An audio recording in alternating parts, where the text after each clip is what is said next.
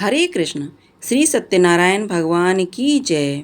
सावन की पावन पूर्णिमा का आज दिन है जब चंद्रमा अपने पूर्ण सौंदर्य में आकाश को आलोकित करता है और धरती पर भक्तों के हृदय में श्रद्धा से दिव्य ज्योति भर उठती है।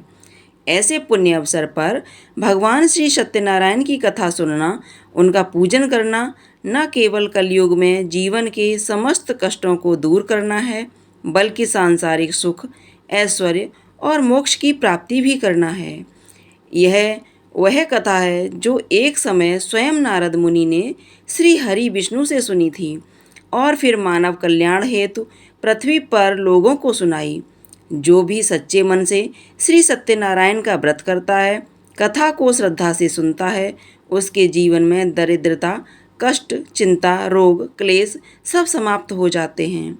तो आइए श्रोताओं, इस पावन सावन पूर्णिमा पर हम सभी एकाग्र होकर भावपूर्वक श्रद्धा और भक्ति के साथ भगवान सत्यनारायण की अमोघ चमत्कारपूर्ण कल्याणकारी कथा का श्रवण करें, क्योंकि जहाँ सत्य है वहीं नारायण है और जहाँ नारायण है वहाँ कभी कोई अभाव नहीं होता। सभी बोलिए विघ्नहर्ता भगवान गणेश की जय। श्री सत्यनारायण भगवान की जय। लक्ष्मी नारायण भगवान की जय। कथा से पहले हम सब भगवान सत्यनारायण का ध्यान करते हैं, जिनका स्वरूप शांति से पूर्ण है, जो शेष नाग पर शयन करते हैं, जिनकी नाभि में कमल है। वे देवताओं के ईश्वर हैं, जो समस्त संसार का आधार है, जो आकाश के समान असीमित है, जिनका रंग मेघ अर्थात बादलों के समान है और जिनका रूप शुभ है, जो श्री लक्ष्मी जी के पति हैं, जिनके नेत्र कमल के समान सुंदर हैं और जो योगियों के ध्यान में सदैव विराजमान रहते हैं। हम सब उन भगवान श्री विष्णु की वंदना करते हैं, जो संसार के सभी भयों का नाश करने वाले और समस्त लोकों के एकमात्र स्वामी हैं। प्रेम से बोलिए श्री सत्यनारायण भगवान की जय। श्री लक्ष्मी नारायण भगवान की जय। पौराणिक कथा के अनुसार एक समय नैमिषारण्य तीर्थ में शौनक आदि 88,000 ऋषियों ने श्री सूत जी से कहा, हे प्रभु, इस कलयुग में वेद विद्या रहित मनुष्यों को प्रभु भक्ति किस प्रकार मिलेगी और उनका उद्धार कैसे होगा। हे मुनि, कोई श्रेष्ठ ऐसा तप कहिए जिससे थोड़े समय में पुण्य प्राप्त होवे और मनोवांछित फल मिले। ऐसी कथा को सुनने की हमारी इच्छा है। सर्वशास्त्र ज्ञाता श्री सूत जी बोले, हे वैष्णवों, मैं पूज्य आप सबने प्राणियों के हित की बात पूछी है। अब मैं उस श्रेष्ठ व्रत को आप लोगों से कहूँगा, जिस व्रत को नारद जी ने श्री लक्ष्मी नारायण भगवान से पूछा था और लक्ष्मीपति मुनि श्रेष्ठ नारद जी से कहा था, सो ध्यानपूर्वक सुनो। एक समय योगी राज नारद जी दूसरों के हित की इच्छा से अनेक लोकों में घूमते हुए मृत्युलोक में आ पहुँचे। यहाँ अनेक योनियों में जन्मे हुए प्रायः सभी मनुष्यों को अपने कर्मों के अनुसार अनेकों दुखों से पीड़ित देखकर सोचा, किस यत्न के करने से निश्चय ही प्राणियों के दुखों का नाश हो सकेगा। ऐसा मन में सोचकर देवर्षि मुनि श्री विष्णु लोक को गए। वहाँ श्वेत वर्ण और 4 भुजाओं वाले देवों के इष्ट नारायण को देखकर, जिनके हाथों में शंख, चक्र और गदा और पद्म थे तथा बरमाला पहने हुए थे, स्तुति करने लगे। हे भगवान, आप अत्यंत शक्ति से संपन्न हैं। मन तथा वाणी भी आपको नहीं पा सकती। आपका आदि मध्य अंत भी नहीं है। आप निर्गुण स्वरूप सृष्टि के आदिभूत और भक्तों के सभी दुखों को नष्ट करने वाले हैं। आपको मेरा नमस्कार है। नारद जी से इस प्रकार की स्तुति सुनकर भगवान श्री विष्णु बोले, हे मुनि श्रेष्ठ, आपके मन में क्या है? आपका किस काम के लिए आगमन हुआ है? निसंकोच कहिए। तब नारद मुनि बोले, प्रभु, मृत्युलोक में सब मनुष्य जो अनेक योनियों में पैदा हुए हैं, अपने अपने कर्मों के द्वारा अनेक प्रकार के दुखों से दुखी हो रहे हैं। हे नाथ, यदि आप मुझ पर दया रखते हैं तो बतलाइए कि उन मनुष्यों के सब दुख थोड़े से ही प्रयत्न से कैसे दूर हो सकते हैं। तब श्री विष्णु भगवान जी बोले, हे नारद, मुनियों की भलाई के लिए तुमने बहुत अच्छी बात पूछी है। जिस काम के करने से मनुष्य मोह से छूट जाता है, वह मैं कहता हूँ, सुनो। बहुत पुण्य देने वाला, स्वर्ग तथा मृत्युलोक दोनों में दुर्लभ एक अत्यंत उत्तम व्रत है। आज मैं प्रेमवश होकर तुमसे कहता हूँ, श्री सत्यनारायण भगवान का यह व्रत अच्छी तरह विधि पूर्वक करके मनुष्य धरती पर आयु पर्यंत सुख भोग कर मरने पर मोक्ष को प्राप्त होता है। श्री भगवान के वचन सुनकर नारद मुनि बोले, हे भगवान, उस व्रत का फल क्या है, क्या विधान है, और किसने यह व्रत किया है, और किस दिन यह व्रत करना चाहिए, विस्तार पूर्वक कहिए। भगवान विष्णु बोले, हे नारद, दुख शोक आदि को दूर करने वाला, धन धान्य को बढ़ाने वाला, सौभाग्य तथा संतान को देने वाला, यह व्रत सब स्थानों पर विजय करने वाला है। भक्ति और श्रद्धा के साथ किसी भी दिन मनुष्य श्री सत्यनारायण की प्रातःकाल के समय ब्राह्मणों और बंधुओं के साथ धर्मपरायण होकर पूजा करे, भक्ति भाव से नैवेद्य, केले का फल, शहद, घी, दूध और गेहूं का आटा सबाया लेवे। गेहूं के अभाव में साठी का चूड़ भी ले सकते हैं, और सब पदार्थों को भगवान को अर्पण कर देवे तथा बंधुओं सहित ब्राह्मणों को भोजन करावे। पश्चात स्वयं भोजन करे। रात्रि में नृत्य, गीत आदि का आयोजन कर सत्यनारायण भगवान का ध्यान करते हुए समय बिताएं। इस तरह व्रत करने पर मनुष्यों की इच्छा निश्चय पूरी होती है। विशेष रूप से कलिकाल में भूमि पर यही मोक्ष का सरल उपाय है। प्रेम से बोलिए श्री सत्यनारायण भगवान की जय। श्री सत्यनारायण व्रत कथा का प्रथम अध्याय संपूर्ण। दूसरा अध्याय। श्री सूत जी बोले, हे ऋषियों, जिसने पहले जन्म में इस व्रत को किया है उसका इतिहास कहता हूँ, ध्यानपूर्वक सुनो। सुंदर काशीपुरी नगरी में एक अत्यंत निर्धन ब्राह्मण रहता था। वह भूख और प्यास से बेचैन हुआ नित्य पृथ्वी पर घूमता था। ब्राह्मणों से प्रेम करने वाले भगवान ने ब्राह्मण को दुखी देखकर बूढ़े ब्राह्मण का रूप धरकर उसके पास जाकर आदरपूर्वक पूछा, हे विप्र, तुम नित्य दुखी होकर पृथ्वी पर क्यों घूमते हो? हे ब्राह्मण, यह सब मुझसे कहो, मैं सुनना चाहता हूँ। तब वह ब्राह्मण बोला, मैं निर्धन ब्राह्मण हूँ, भिक्षा के लिए पृथ्वी पर फिरता हूँ। हे भगवान, यदि आप इससे छुटकारा पाने का कोई उपाय जानते हो तो कृपया कर मुझे बताइए। वृद्ध ब्राह्मण बोला, हे विप्र, सत्यनारायण भगवान मनोवांछित फल देने वाले हैं, इसलिए तुम उनका पूजन करो, जिसके करने से मनुष्य सब दुखों से मुक्त हो जाता है। तब ब्राह्मण को व्रत का सारा विधान बतलाकर बूढ़े ब्राह्मण का रूप धारण करने वाले श्री सत्यनारायण भगवान वहीं अंतर्ध्यान हो गए। जिस व्रत को वृद्ध ब्राह्मण ने बतलाया है, मैं उसको अवश्य करूँगा। यह निश्चय करने पर उसे रात भर नींद नहीं आई। सवेरे उठकर सत्यनारायण भगवान के व्रत का निश्चय कर वह भिक्षा के लिए चल दिया। उस दिन उसको भिक्षा में बहुत सारा धन मिला, जिससे बंधु बांधवों के साथ उसने सत्यनारायण भगवान का व्रत किया।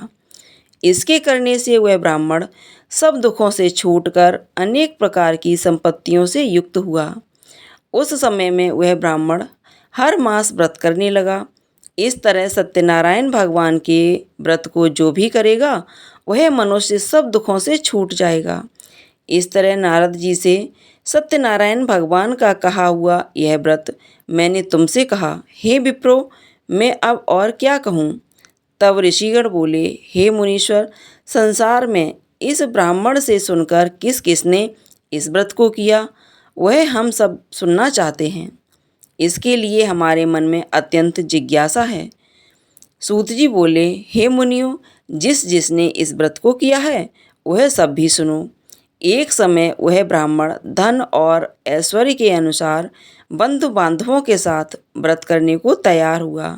उसी समय एक लकड़ी बेचने वाला बूढ़ा आदमी आया और बाहर लकड़ियों को रखकर ब्राह्मण के मकान में गया। प्यास से दुखी लकड़हारा उनको व्रत करते देखकर ब्राह्मण को नमस्कार करके कहने लगा, आप यह क्या कर रहे हैं? इसके करने से क्या फल मिलता है? कृपया करके मुझको बतलाइए। ब्राह्मण ने कहा, सब मनोरथों को पूर्ण करने वाला यह सत्यनारायण भगवान का व्रत है। इसके ही कृपा से मेरे यहाँ धन धान्य आदि की वृद्धि हुई है। ब्राह्मण से इस व्रत के बारे में जानकर लकड़हारा अत्यंत प्रसन्न हुआ। शरणामत लेकर प्रसाद ग्रहण करने के बाद वह अपने घर को गया। अगले दिन लकड़हारे ने अपने मन में इस प्रकार का संकल्प लिया कि आज गांव में लकड़ी बेचने से जो धन मिलेगा उसी से सत्यनारायण भगवान का उत्तम व्रत करूँगा। ऐसा मन में निश्चय कर वह बूढ़ा आदमी लकड़ियाँ अपने सिर पर रखकर जिस नगर में धनवान लोग रहा करते थे ऐसे सुंदर नगर में गया। उस दिन वहाँ पर उसे उन लकड़ियों का दाम पहले से चौगुना मिला।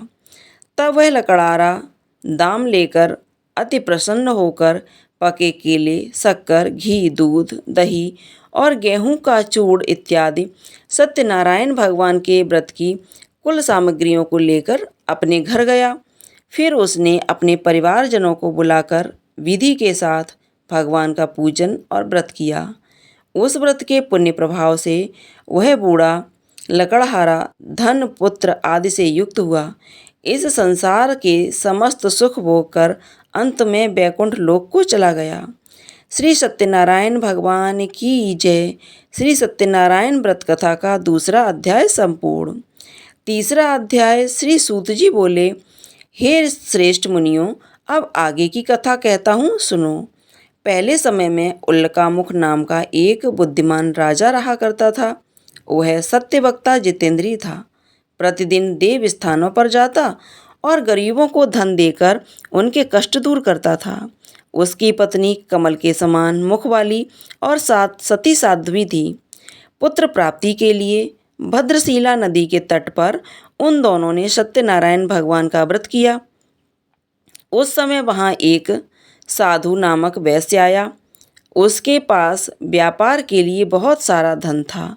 वह नाव को किनारे पर ठहराकर राजा के पास आ गया और राजा को व्रत करते देखकर विनय के साथ पूछने लगा, हे राजन, भक्ति युक्त चित्त से आप यह क्या कर रहे हैं?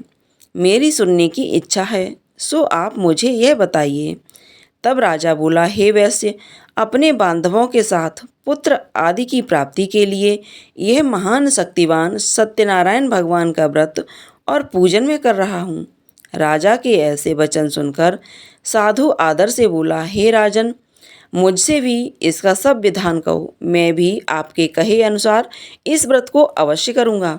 मेरी भी कोई संतान नहीं है और मुझे विश्वास है कि इस व्रत के करने से निश्चय ही मुझे संतान प्राप्ति होगी। तब राजा से सब विधान सुनकर व्यापार से निवृत्त होकर वह आनंद के साथ अपने घर को गया। साधु ने अपनी स्त्री को संतान देने वाले इस व्रत को सुनाया और प्रण किया कि जब मेरे यहाँ संतान होगी तब मैं इस व्रत को करूँगा। साधु ने ऐसे वचन अपनी पत्नी लीलावती से कहे। एक दिन उसकी पत्नी पति के साथ आनंदित होकर सांसारिक धर्म में प्रवृत्त होकर श्री सत्यनारायण भगवान की कृपा से गर्भवती हो गई। 10वें महीने में उसके एक सुंदर कन्या का जन्म हुआ।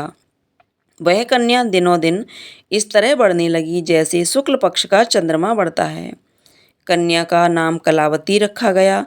तब लीलावती ने मीठे शब्दों में अपने पति से कहा कि हे स्वामी, जो आपने संकल्प लिया था कि मैं संतान होने पर सत्यनारायण भगवान का व्रत करूँगा, अब आप उसे करिए। साधु बोला, हे प्रिय, इसके विवाह पर करूँगा। इस प्रकार अपनी पत्नी को आश्वासन देकर वह नगर को चला गया। अब कलावती अपने पिता के घर में रहकर बड़ी हो रही थी। एक दिन साधु ने जब नगर में सखियों के साथ अपनी पुत्री को देखा तो तुरंत दूत को बुलाकर कहा कि पुत्री के लिए कोई सुयोग्य वर लेकर आओ। साधु की आज्ञा पाकर दूत कंचन नगर पहुंचा और वहां पर बहुत खोज कर बहुत देखभाल कर कन्या के लिए सुयोग्य वर एक पुत्र को ले आया। उस सुयोग्य युवक को देखकर साधु ने अपने बंधु बांधवों सहित प्रसन्नचित होकर अपनी पुत्री का विवाह उसके साथ कर दिया। किंतु दुर्भाग्य से विवाह के समय भी वह उत्तम व्रत को करना भूल गया। तब श्री सत्यनारायण भगवान क्रोधित हो गए और साधु को श्राप दे दिया कि तुम्हें दारुण दुख प्राप्त होगा। अपने कार्य में कुशल साधु वैश्य अपने जमाता सहित समुद्र के समीप स्थित रत्नपुर नगर में गया और वहां दोनों ससुर जमाई चंद्रकेतु राजा के उस नगर में व्यापार करने लगे। एक दिन भगवान सत्यनारायण की माया से प्रेरित कोई चोर राजा का धन चुराकर भागा जा रहा था, किंतु राजा के दूतों को आता देखकर चोर घबराकर भागते हुए धन को वहीं छुपाकर छोड़कर चले गए जहां वे ससुर और जमाई ठहरे हुए थे। जब दूतों ने उन साधु वैश्य के पास राजा के धन को रखा हुआ देखा तो वे उन्हें चोर समझकर दोनों को लेकर राजा के पास जाकर बोले, हे राजा, यह थे चोर, हम पकड़ लाए हैं। देखकर आज्ञा दी। तब राजा की आज्ञा से उनको कठोर कारावास में डाल दिया गया और उनका सब धन भी छीन लिया गया। सत्यनारायण भगवान के श्राप के कारण साधु वैश्य की पत्नी और पुत्री भी इधर घर में बहुत दुखी रहने लगी। उनके घर पर जो भी धन रखा था चोर चुरा कर ले गए। शारीरिक और मानसिक पीड़ा तथा भूख प्यास से अति दुखी होकर अन्न की चिंता में कलावती एक दिन ब्राह्मण के घर गई। वहां उसने सत्यनारायण भगवान का व्रत होते देखा। फिर कथा सुनी और प्रसाद ग्रहण करके रात होने पर वह घर आई। तब उसकी माता ने कलावती से पूछा, हे पुत्री, तू अब तक कहाँ रही और तेरे मन में क्या है? कलावती कहने लगी, माते, मैंने एक ब्राह्मण के घर पर श्री सत्यनारायण भगवान का व्रत होते देखा है।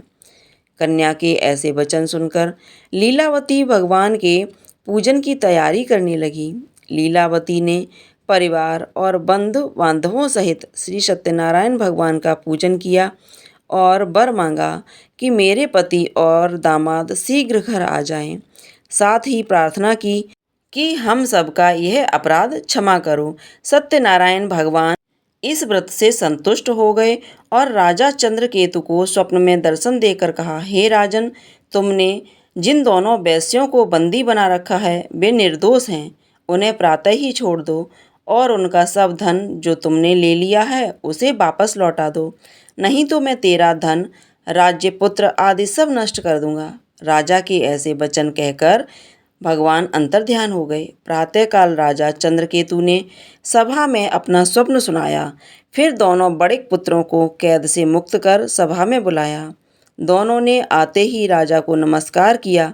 राजा मीठे वचनों से बोला, हे महानुभाव, तुम्हें कठिन दुख प्राप्त हुआ है, अब तुम्हें कोई भय नहीं। ऐसा कहकर राजा ने उनको नए नए वस्त्र आभूषण पहनाए और उनका जितना धन लिया था उससे दोगुना धन देकर आदर सहित विदा कर दिया। तब वे दोनों वैश्य अपने घर को चल दिए। श्री सत्यनारायण भगवान की जय। श्री सत्यनारायण व्रत कथा का तीसरा अध्याय संपूर्ण। चौथा अध्याय। श्री सूत जी बोले, साधु बनिया मंगलाचरण कर और ब्राह्मणों को धन देकर अपने नगर के लिए चल पड़ा। साधु के कुछ दूर जाने पर इधर भगवान सत्यनारायण की सत्यता की परीक्षा लेने के विषय में जिज्ञासा हुई। तब वे एक दंडी का भेष बनाकर उस बनिए के सामने गए और पूछा, साधु, तुम्हारी नाव में क्या भरा है? तब धन के मद में चोर दोनों महाजनों ने अवहेलना पूर्वक हंसते हुए कहा, दंडी, सन्यासी, क्यों पूछ रहे हो? क्या कुछ मुद्रा लेने की इच्छा है? हमारी नाव में तो लता और पत्ते आदि भरे हैं। उनकी ऐसी निष्ठुर वाणी सुनकर दंडी वेशधारी भगवान बोले, तुम्हारी बात सच हो जाए। ऐसा कहकर दंडी सन्यासी को रूप धारण किए हुए भगवान कुछ दूर जाकर समुद्र के समीप बैठ गए। इधर दंडी के चले जाने पर नित्य क्रिया करने के बाद उतराई हुई यानी जल के ऊपर की ओर उठी हुई नौका को देखकर साधु अत्यंत आश्चर्य में पड़ गया और नाव में लत्ता और पत्ते आदि देखकर मूर्छित होकर पृथ्वी पर गिर पड़ा। होश आने पर विकल्प पुत्र चिंतित हो गया। तब उसके दामाद ने इस प्रकार कहा कि पिताजी, आप शोक क्यों करते हैं? दंडी ने श्राप दे दिया है। इस स्थिति में वे ही चाहे तो सब कुछ कर सकते हैं, इसमें संशय नहीं। अतः उन्हीं की शरण में हमको चलना चाहिए और वहीं मन की इच्छा पूर्ण होगी। दामाद की बात सुनकर वह साधु बनिया उसके पास गया और वहाँ दंडी को देखकर उसने भक्तिपूर्वक उन्हें प्रणाम किया तथा आदरपूर्वक कहने लगा कि आपके सम्मुख मैंने जो कुछ कहा असत्य भाषण स्वरूप अपराध किया है। आप कृपया मेरे उस अपराध को क्षमा कर दीजिए। ऐसा कहकर बार बार प्रणाम करके वह महान शोक से व्याकुल हो गया। दंडी ने उस बनिए को रोते हुए देखकर कहा, हे मूर्ख, रो मत, मेरी बात सुनो। मेरी पूजा से उदासीन होने के कारण तथा मेरी आज्ञा से ही तुमने बार बार दुख प्राप्त किया है। भगवान की ऐसी वाणी सुनकर वह उनकी स्तुति करने लगा। साधु ने कहा, हे प्रभु, यह आश्चर्य की बात है कि आपकी माया से मोहित होने के कारण ब्रह्मादि देवता भी आपके गुणों और रूप को यथावत रूप से नहीं जान पाते। फिर मैं मूर्ख आपकी माया से मोहित होने के कारण भला कैसे जान सकता हूँ। प्रभु, आप मुझ पर कृपा कीजिए और मुझ पर प्रसन्न होइए। मैं अपनी धन संपत्ति के अनुसार आपकी पूजा करूँगा। मैं आपकी शरण में हूँ। मेरा जो नौका में स्थित पूरा धन था उसकी और मेरी रक्षा करें। उस बनिए की भक्ति युक्त वाणी सुनकर भगवान जनार्दन संतुष्ट हो गए। भगवान जनार्दन उसे अभीष्ट वर प्रदान कर वहीं अंतर्ध्यान हो गए। इसके बाद वह साधु अपनी नौका में चढ़ा और उसे धन धान्य से भरी हुई देखकर भगवान सत्यदेव की कृपा से हमारा मनोरथ सफल हो गया। ऐसा कहकर स्वजनों के साथ उसने भगवान की विधिवत पूजा की।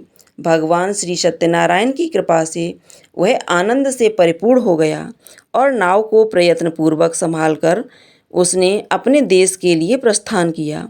साधु बनिए ने अपने दामाद से कहा, वह देखो, मेरी रत्नपुर नगरी दिखाई दे रही है। इसके बाद उसने अपने धन के रक्षक दूत को अपने आने का समाचार देने के लिए अपनी नगरी में भेजा। उसके बाद उस दूत ने नगर में जाकर साधु की पत्नी को हाथ जोड़कर प्रणाम किया और उसके लिए अभीष्ट बात की। सेठ जी अपने दामाद और बंधु वर्ग के साथ बहुत सारे धन धान्य से संपन्न होकर नगर के निकट पधार गए।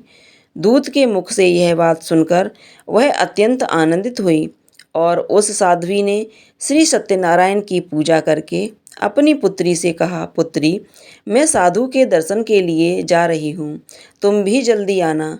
माता का ऐसा वचन सुनकर प्रसाद को समाप्त करके प्रसाद का परित्याग करके कलावती भी अपने पति का दर्शन करने के लिए चल पड़ी। इससे भगवान सत्यनारायण रुष्ट हो गए और उन्होंने उसके पति को तथा नौका को धन के साथ हरण करके जल में डुबो दिया। इसके बाद कलावती कन्या अपने पति को न देखकर महान शोक से रुदन करते हुए पृथ्वी पर गिर पड़ी। नाव का आदर्शन और कन्या को अत्यंत दुखी देखकर भयभीत मन से साधु बनिए ने सोचा, यह क्या आश्चर्य हो गया। नाव का संचालन करने वाले भी सभी चिंतित हो गए। इसके बाद वह लीलावती भी कन्या को देखकर दुख से व्याकुल हो गई और अत्यंत दुख से विलाप करती हुई अपने पति से इस प्रकार बोली, स्वामी, अभी अभी नौका के साथ वह अदृश्य कैसे हो गया। न जाने किस देवता की उपेक्षा से वह नौका हरण कर ली गई है, या फिर श्री सत्यनारायण का मातम्य भला कौन जान सकता है। ऐसा कहकर वह अपने परिजनों के साथ विलाप करने लगी और कलावती कन्या को गोद में लेकर रोने लगी। कलावती भी अपने पति के नष्ट हो जाने पर दुखी हो गई और पति की पादुका लेकर उनका अनुगमन करने के लिए उसने मन में निश्चय किया। कन्या के इस प्रकार के आचरण को देखकर पत्नी सहित वह धर्म से साधु बनिया अत्यंत शोक व्याकुल हो गया और सोचने लगा, यह तो भगवान सत्यनारायण ने यह अपहरण किया है या फिर हम सभी भगवान सत्यदेव की माया से मोहित हो गए हैं। अपने धन की शक्ति के अनुसार मैं भगवान श्री सत्यनारायण की पूजा करूँगा। तब सभी को बुलाकर इस प्रकार कहकर उसने अपने मन की इच्छा प्रकट की और बारंबार भगवान सत्यदेव को दंडवत प्रणाम किया। इससे तीनों के परिपालक भगवान सत्यदेव प्रसन्न हो गए। भक्त वत्सल भगवान ने कृपापूर्वक आकाशवाणी की, कि तुम्हारी कन्या प्रसाद छोड़कर अपने पति को देखने चली आई है। निश्चय ही इस कारण उसका पति अदृश्य हो गया है। यदि घर जाकर यह प्रसाद ग्रहण करके वापस आए तो साधु बनिया तुम्हारी पुत्री पति को प्राप्त करेगी, इसमें संशय नहीं। कलावती ने भी यह दिव्य आकाशवाणी सुनी तो वह शीघ्र ही अपने घर गई और उसने प्रसाद ग्रहण किया। वापस आकर उसने अपने परिजनों और पति को भी देखा। तब कलावती कन्या ने अपने पिता से कहा कि पिताजी, अब तो घर चलिए, देरी क्यों कर रहे हैं। कन्या की बात सुनकर बड़े पुत्र संतुष्ट हो गया और विधि विधान से भगवान सत्यनारायण का पूजन करके धन तथा बंधु बांधवों के साथ अपने घर को गया।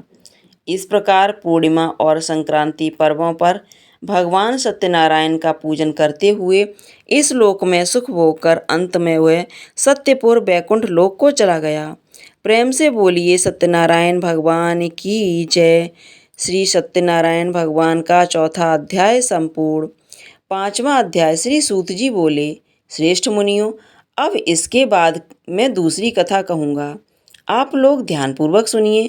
अपनी प्रजा का पालन करने में तत्पर तुंगध्वज नाम का एक राजा था। उसने सत्यदेव के प्रसाद का परित्याग करके दुख प्राप्त किया। एक बार वह वन में बहुत से पशुओं को मारकर बट वृक्ष के नीचे आया। वहां उसने देखा कि गोपगण बंधु बांधवों सहित संतुष्ट होकर भक्तिपूर्वक भगवान सत्यदेव की पूजा पाठ कर रहे हैं। राजा यह देखकर भी अहंकारवश न तो वहां गया और न उसने भगवान सत्यनारायण को प्रणाम किया। पूजन के बाद सभी गोपीगण भगवान का प्रसाद राजा के समीप लेकर गए।